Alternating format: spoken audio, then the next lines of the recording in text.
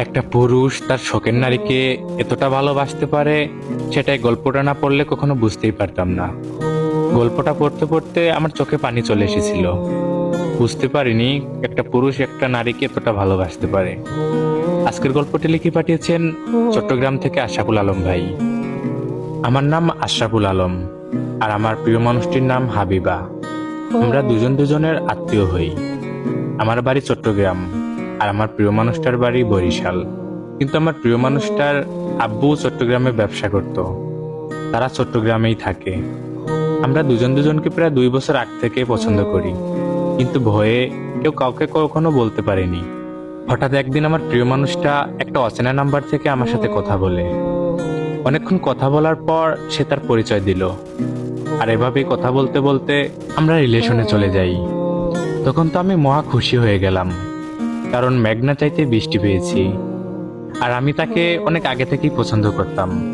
তারপর সে তার আম্মুর ফোন দিয়ে আমার সাথে প্রতিদিন কথা বলতে শুরু করলো। আমরা দুজন দুজনকে অল্প দিনেই অনেক ভালোবেসে ফেলি। আমি আমার প্রিয় মানুষটাকে এতটাই ভালোবাসতাম যে তাকে সবসময় আমি বউ বলে ডাকতাম। কিন্তু কপালটা অনেক খারাপ। একদিন ওদের বাসায় জন্মদিনের দাওয়াত পাই। সেখানে ওর আম্মু আমাদের রিলেশনের বিষয়ে সব জেনে যায়। আমার প্রিয় মানুষটার মা আমাকে এই রিলেশনটা বন্ধ করতে বলে, কিন্তু আমি আর এত কিছু না ভেবে রিলেশনটা চালিয়ে যেতে থাকি। জন্মদিনের রাতে আমি ওদের বাসায় ছিলাম, কারণ ওরা আমার আত্মীয়। রাতে আমার প্রিয় মানুষটার সাথে দেখা হয়। সেখানে আমি তাকে জড়িয়ে ধরি, সেও আমাকে জড়িয়ে ধরে।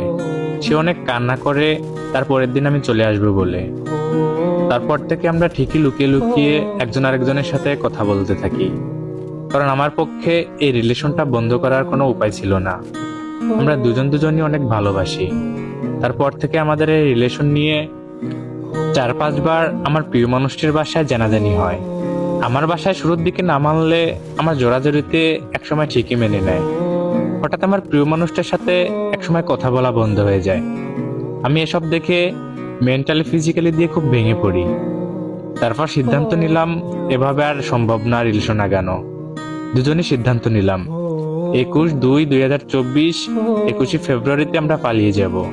কথা অনুযায়ী আমি আমার সবকিছু নিয়ে তার জন্য অপেক্ষা করতে থাকি। আমি আমার প্রিয় মানুষটার জন্য সকাল 11টা থেকে রাত 10টা 15 পর্যন্ত অপেক্ষা করলাম, কিন্তু আমার প্রিয় মানুষটা আসেনি।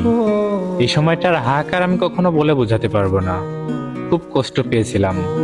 যাই হোক, পরে আমাদের আবারও কথা হয়। জানতে পারি সে পালিয়ে যাওয়ার সময় নাকি